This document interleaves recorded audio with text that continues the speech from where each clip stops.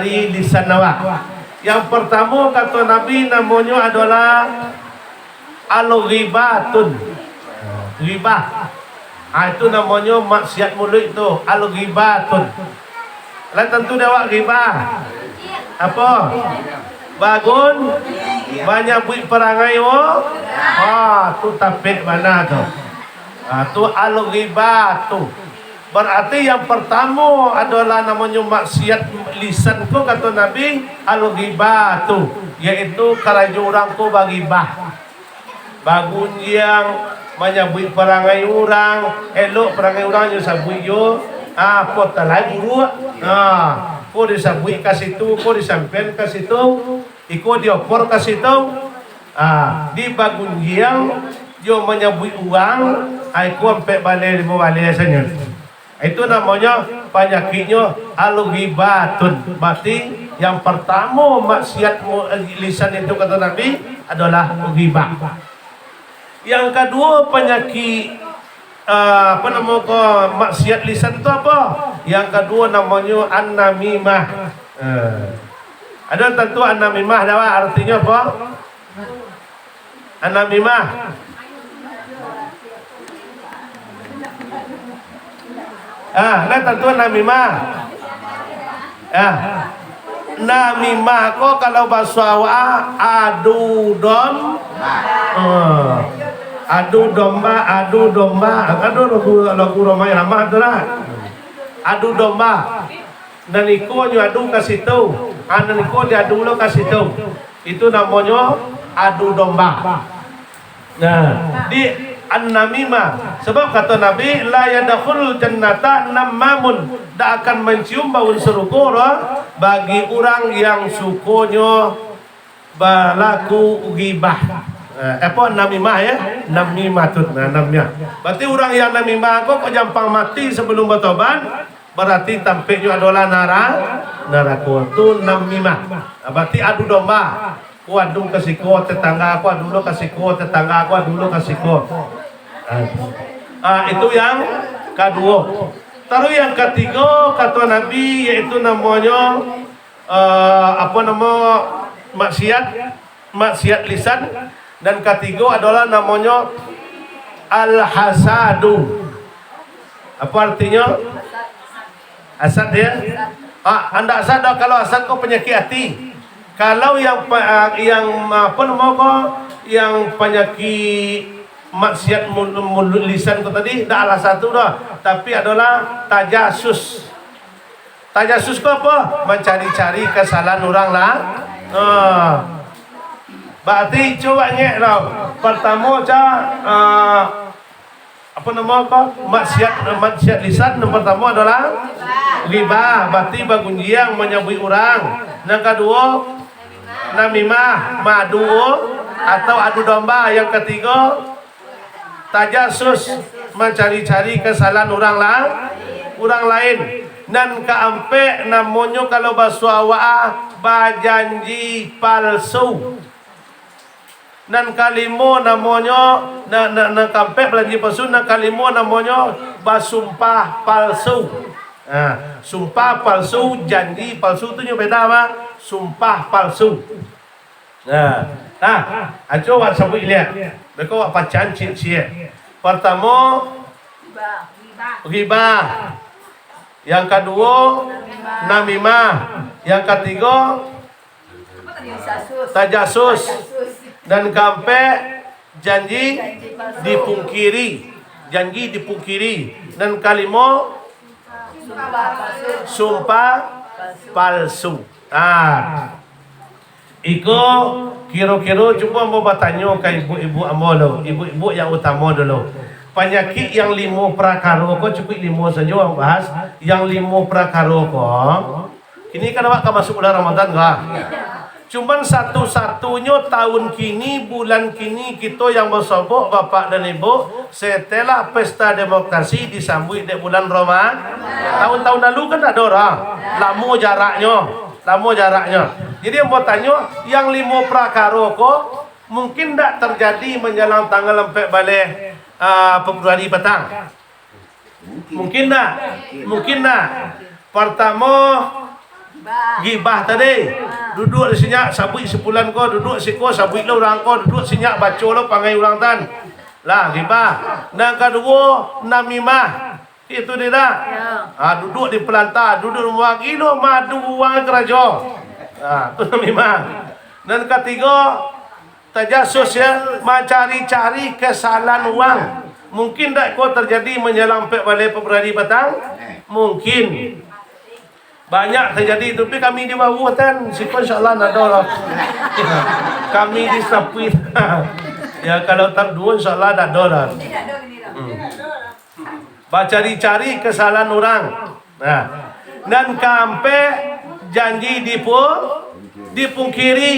Dan kalimo salam.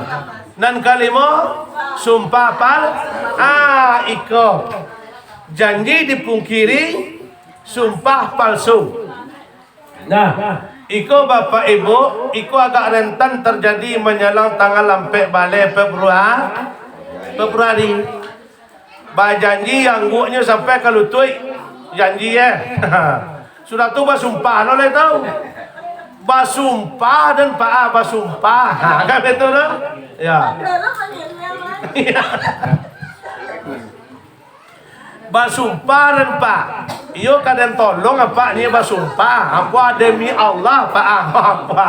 Penuh aja. Ya. Dah. Janji tak seketik dah, sumpah tak seketik dah. Tapi tahu-tahu indah ada basabuk jo kenyataan. Awak sabuk lah sampai nang kanamnya apa buya? Namanya al-khianah. Khianat. Iko perbuatan yang enam ko bapak ibu. Iko adalah sumbernya ko namanya maksiat lisan. Iko adalah sumbernya maksiat lisan. Nanam perkara ko bapak ibu kalau tak bawa dawak sampai Ramadan besok. Itu apapun bentuk amal yang kita kerjakan, ibadah yang kita laksanakan, itu tidak akan diterima oleh Allah Subhanahu wa Ta'ala. Nah, apalagi sempat yang nomor 6 itu namanya al-khianah. Mana al-khianah tu ya? Coba sebut salah satu saya. Ada tak ibu-ibu mau hadir kini kok kenal dulu namanya Pajar pagi tanggal 4 balik tu kenal Jo Pajar. Ada tak? Yang masalah Jo Pajar. Tambah serang betul. Namo sabut jangan Pajar saja betul. Jadi serang tak salaman serang. Kalau wado kau ibu ambo tapi ambo tak menuduh ambo yakin percaya ibu tak ada yang kenal Jo Pajar petang lo yakin ambo. Semua tibu ya.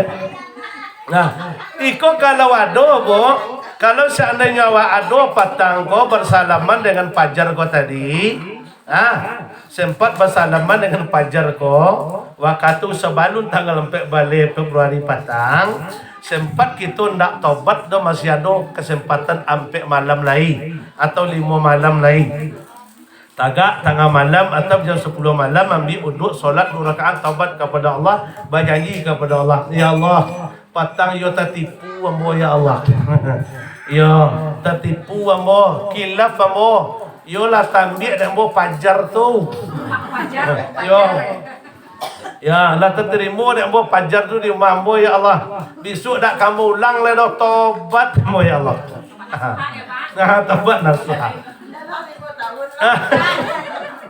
Iko kalau lah itu kita lakukan bo, insya-Allah mudah-mudahan ibadah awak di bulan Ramadan diterima. Tapi kalau tidak dilakukan yang iko dah, tidak dilakukan yang taubat ko tadi dah, dan Pajar lah masuk rumah awak petang, tapi tidak taubat bulan Ramadan dah. Iko walau alamnya ibadah selama bulan Ramadan itu hampo. Kenapa kau pada itu ya? Ya, karena awak minta awak kepada Allah tu dalam Quran lah kecian. Ya ayyuhalladzina amanu taqullaha haqqa tuqatih wa la tamutunna illa wa antum muslimun. Awak meminta mati dalam keadaan beriman. Tak pernah kita meminta kepada Allah tu mati di luar beriman dah. Awak minta mati dalam beriman. Kalau mati dalam beriman sudah pasti kita selamat. Ternyata orang nan mati sudah memakan piti caleg. Matinya sebelum bertobat, tapi sudah makan piti caleg, pertangan lun bertobatnya lah dah. Aiko matinya iman keluar dalam dado Fajar kalau iman. Tu masuk fajar keluar iman. Tapi mana tahu masuk fajar keluar dia tu penting sekali. Tu al-khianah namanya. Tapi yang boleh yakin dan percaya kau ibu-ibu yang boleh hadir pada sore hari ini, ikon tak, ya tak suku hal yang serupa itu ya Pak. Ambo yakin, ya, ambo yakin tak. Tapi kok lata longsong kalau bahasa awak lata longsong. Kalau bahasa Minang kuah lata tambu kena si ya Pak. Banyak lata suruang kau tu satu-satu jalannya adalah tahu. Tu jalannya lah. Makanya tahun kini istimewa Pak. Jadi fajar habis itu sabut dia bulan. Sebut Ramadan ini betul. Nanti timbul fajar besok. Timbul fajar lihat sekitar 8 bulan lagi. Itu namanya pilkada. Pilnya makan orang kada tinggal ya Pak.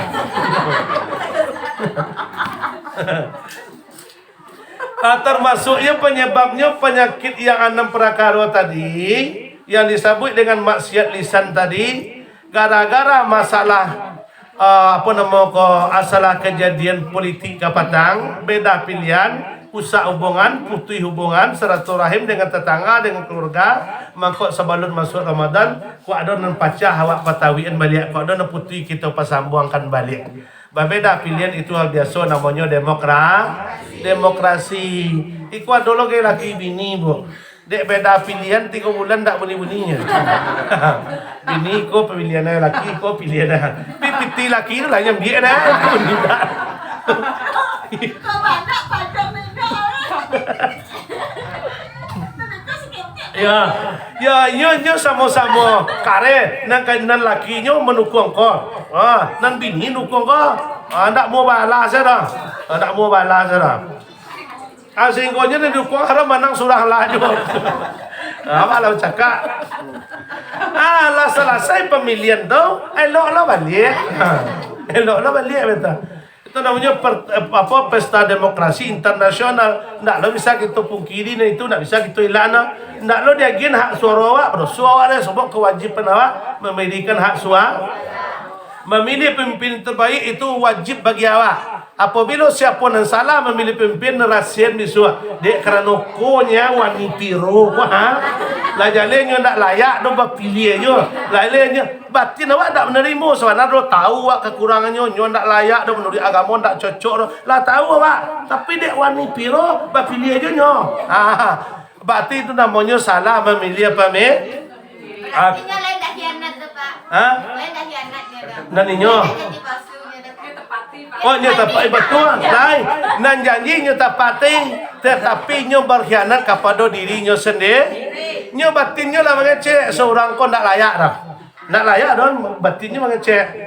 Itu namanya orang salah. Kira-kira azabnya apa? Buka beko di rumah Al-Quran surah Ali Imran Al-Baqarah ayat 166 dan 167.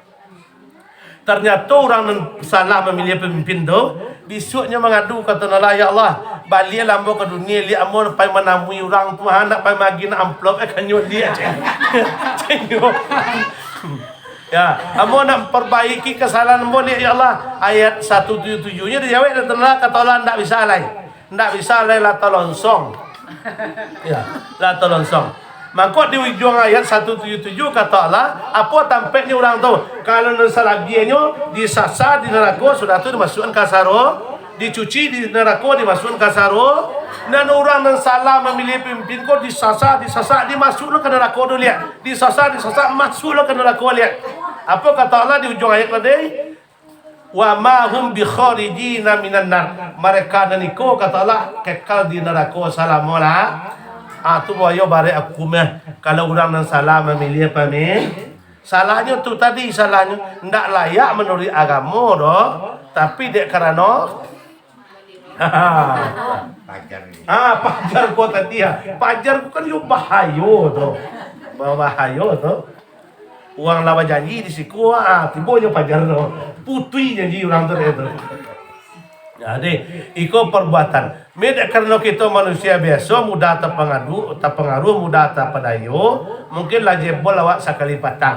Dan kamu ko nak dipikir le, tapi catatannya adalah taubat nasuha tu bak ko narancak awak boya kok supaya nyaman awak kuah.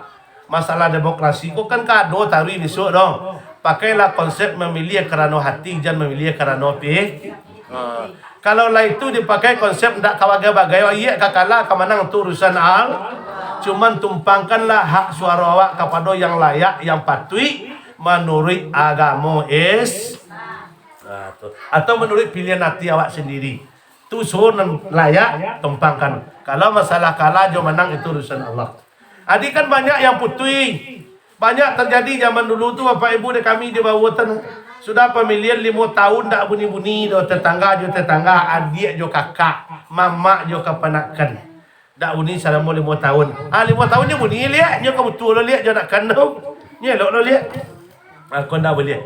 Sebab 3 hari saja kita ndak berbunyi, ndak bertegur sapa, la yahillu lil muslimin. 3 hari saja kita ndak bertegur sapa, itu hukumnya 5. Pertama sekali, yang amal kita dilaporkan oleh Allah kan 2 kali dalam seminggu, Senin dengan hari terakhir namanya pemutihan buku, atau kalau dalam instansi pemerintah apa namanya itu laporan akhir tahun ya Pak. Aiko dinyanyikan amal ibadah kita adalah pada petang Sabtu yang dulu, malam nisfu siapa kita nak puasa 3 wali sampai balik Saban, 4 wali 3 wali 5 wali Saban. Lai. Tunjuk tangan tapi Lai sadoa. apa amplan nanti. Jadi ternyata Bapak Ibu dan sanak yang memuliakan, amal kita dilaporkan oleh malaikat kepada Allah 2 kali seminggu, Senin dan akhir tahun malam nisfu Sa'ban ke petang Sabtu yang dulu. Malam nisfu Sa'ban. Di situ dilaporkan amal kita setahun penuh tu, yang buruk, yang baik, yang ketik, yang kadang seluruhnya itu dilaporkan kepada Allah Subhanahu wa taala. Maka kita dianjurkan puasa 3 balik sampai balik 5 baliknya. Kata Nabi, ketika malam mau diangkat kepada Allah dan malaikat, kata Nabi, amo kepingin sedang ibadah. Ya. Jadi mewah kalau yang kapatang kita tidak sempat, mudah-mudahan untuk tahun besok umur kita panjang, bisa kita melaksanakan puasa 3 balik minimal, 3 balik sampai balik 5 balik. Sudah tu malamnya lakukan namanya solat nisfu Sa'ban. Sebab malam nisfu Sa'ban tu malamnya istimewa Bapak dan Ibu. Awak ko nan kamati.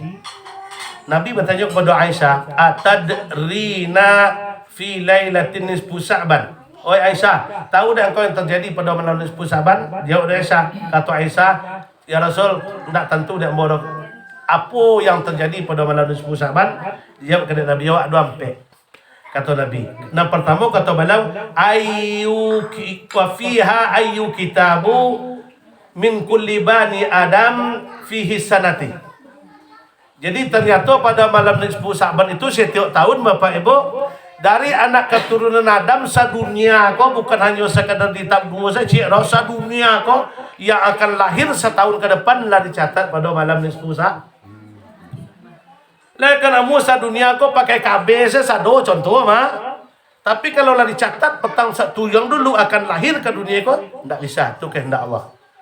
Contoh berapa ribu manusia akan dilahirkan 1 tahun ke depan dari nisfu Sa'ban itu sampai nisfu Sa'ban besok, itulah dicatat pada malam nisfu Sa'ban.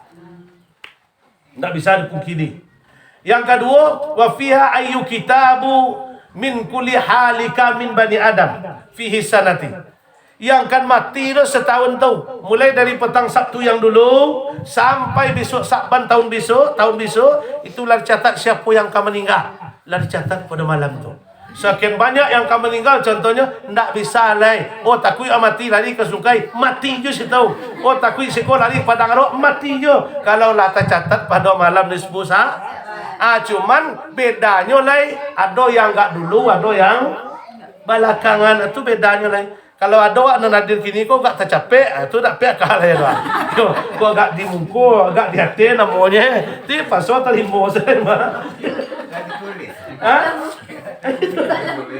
Ujungnya terima kehancuran. Artinya, ya sebab petang Sabtu yang dulu tuh malah lari syatan. Nah, ternyata di situ nomor 20 p ada nama Nanda. Ada password terima. Kalau 20. Itu contoh.